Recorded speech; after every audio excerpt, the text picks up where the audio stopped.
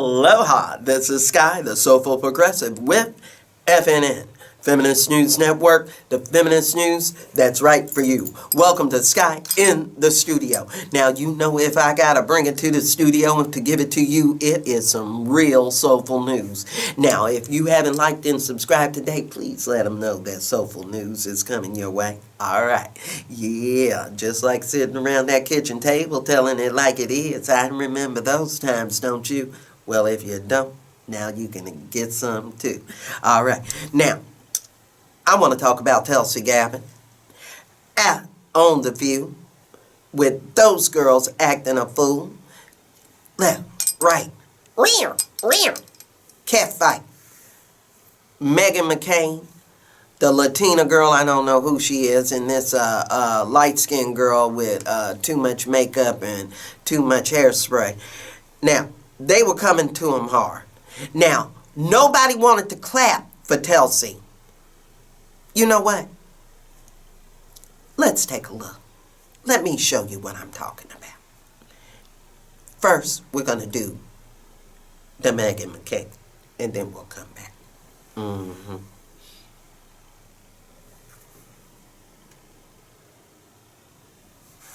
When we see atrocities abroad, we have to understand, looking at Iraq, Libya, and Syria, for example, that there are brutal dictators in the world. And unfortunately, there are people who are suffering as a result of that. But in so many examples throughout history, when the United States takes action and intervenes and launches these regime change wars to topple these dictators, the suffering of the people in these countries increases.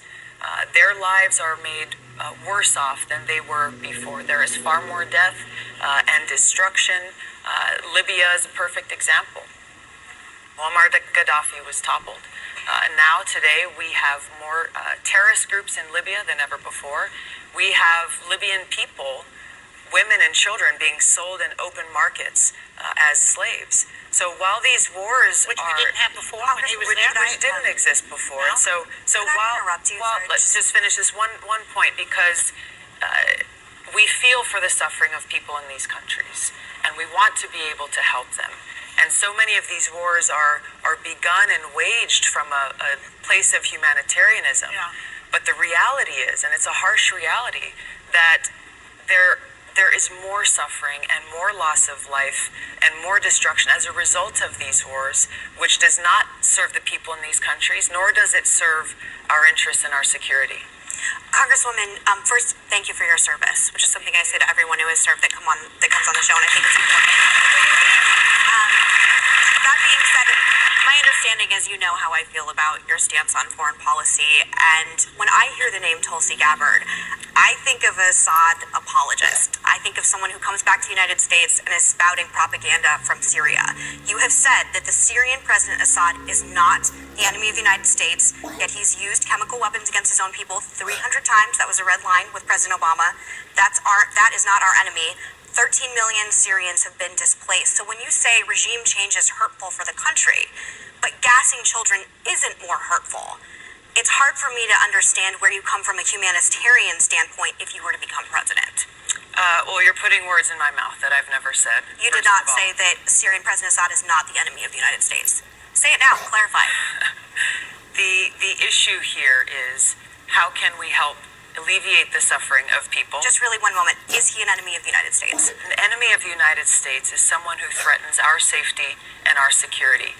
There is no disputing the fact that Bashar al-Assad in Syria is a brutal dictator. There is no disputing the fact that he has used chemical weapons and other weapons against his people.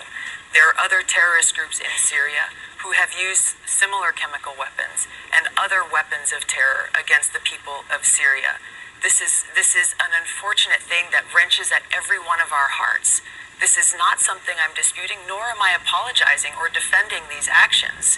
My point is that the reality we are facing here is that since the United States started waging a covert regime change war in Syria, starting in 2011, the lives of the Syrian people have not been improved. Their well-being has not gotten to a better place. Their suffering has not decreased.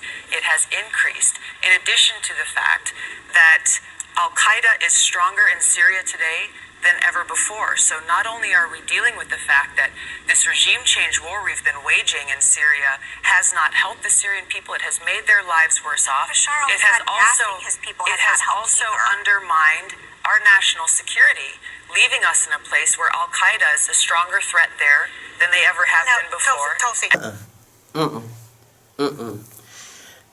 McCain was 5 different ways of wrong. And I'm going to let you know how wrong. Now, first off, she wasn't listening nor paying attention, nor did she give empathy and sympathy to the people that are losing civilian lives in those states. And then there was a point at one time where Joy acted like she didn't even know that Libya or Syria or Iraq were just regular circular cities in countries before they were demolished and torn to bits. They were. Syria had Starbucks and a female Christian vice president. Libya was giving money back to its people from its oil, just like Venezuela. And Iraq was a circular town with malls and everything. Are you surprised? And yes, Venezuela has a female vice president. What is up with people not being woke enough to understand? In the way that McCain stared at Tulsi, she looked like she was upset because she could surf and she couldn't. Don't be mad if she doesn't run to the buffet as often as you and can still be able to tell you exactly what the military feels. And your father was in the military, not you. So you don't understand, you do not relate. And hanging up under generals that go through a revolving door at Lockheed and Raytheon isn't the way of honoring military. That's military elite. Those are Pentagon workers. The everyday soldiers, what she had to deal with, and had a black intern. And had a DOS intern.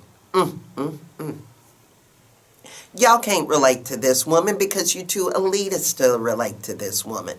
And who shows this the most is the Latina woman that talks to her about Venezuela, talking about 1 million people marching.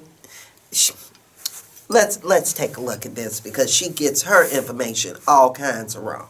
And Iran has greater influence in Syria than ever before. Tulsi, you and I know each other, and you and I have had these discussions and arguments over text and over phone. I've told you how much, yes, how we disagree. People text, right? I'm not how we disagree on this issue. We've had it on the phone as well. I'm very troubled by the tweet about Venezuela that you've put out. We've talked about that. What Maduro is doing to the people of Venezuela. There's over 3 million that have been displaced. People are starving. He's not allowing humanitarian aid in. He is a thug. He is a dictator. He is corrupt. And I am very supportive of what the United States is doing right now, leading the solidarity and support of freedom-loving Venezuelans and putting sanctions, economic and sanctions. Why are you so against intervention in Venezuela? Not military intervention, but what we are doing. Because every time the United States, and particularly in Latin America, has gotten involved in regime change, using different tools to enact that regime change, there have been both short and long-term devastating impacts. If there are ways that we can work with surrounding countries to try to get humanitarian aid into people there, then we should be doing that. But for the United States to go in and choose who should be the leader of Venezuela, that is not something that serves the interests of the Venezuelan people. That's something that they need to determine themselves. But the U.S. is themselves. not choosing who's going to be the leader of Venezuela. It's millions of Venezuelans marching on the streets. But do you put military intervention in the same level that you put economic and diplomatic efforts? The United States has used both military, CIA, sanctions, and other tools to intervene and enact regime change in countries around the world. Iran is a great example. The CIA led a covert operation to overthrow the government in Iran decades ago in Mossadegh. This led to decades upon decades of hardship and suffering and authoritarian governments, and has led us to the place where we're dealing with many challenges. Welcome today I'm from going to come back with more from you because I think you have more to say on this than you should. I'm just wondering if this particular position that you take is going to be a popular one in the Democratic Party. This is a position that I have found many Americans appreciate and understand, because we understand that every one of us is paying the price for these regime change wars that are not helping people in these countries, and they're counterproductive to our interests at home. I believe Trump said something similar when he was running. Did he not? Am I wrong about that? He may have, but the problem is he has not carried through. No. He has gone back and has broken his promises. I know you saw that. What was she talking about?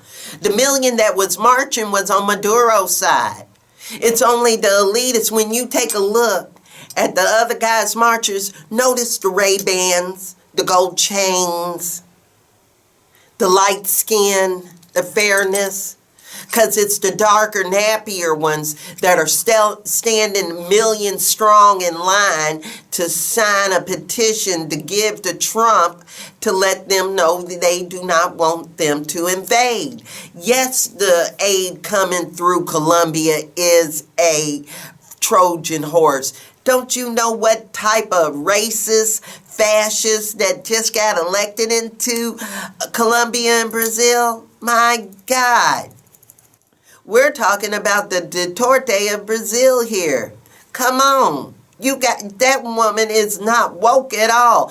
If she would understand the sanctions that are on them are put on by Americans, the rich people are holding the toilet paper. They're just not letting go of it because they are the ones that want the poorest of them all to suffer so they can benefit and start making the people work for nothing, give them nothing, and do nothing for them.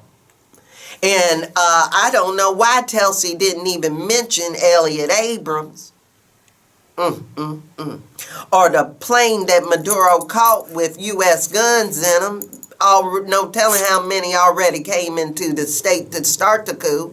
And Tulsi said it right when she mentioned regime change and has only caused, in the coups, have only caused more of a humanitarian crisis than democracy. Because socialism is just as good, if not better, for democracy if you helping all the people, if you're giving them food already twice. If you're already giving them food once a month, which they're still able to supply and do to the people in their nation. So if it's a conflict that's an inner conflict within the country, let the country itself. We shouldn't have to invade just so we can still. In Russia and China, it's already there getting theirs. What you're going to do is create a mess. And Tulsi knows this. And the Latina girl doesn't. I can't say she did so good for hanging on to her aloha, not going off when they are the ones being, snapping, yelling, talking about, I talked to you on Twitter.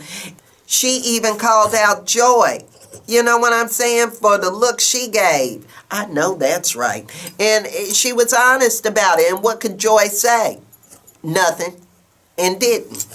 Now, if you agree with me, leave comments below. And I know that right. Because you got to remember, in this era of hate, you got to participate. Because if not, it will determine your fate. Especially your voting fate. Now, Tulsi is pushing people the right way in regards to foreign policy and war. All right. So, thanks. And it doesn't need to be going on. So, thanks for watching. Thanks for joining. Peace. And Bubba says peace too. Right, Bubba? All right.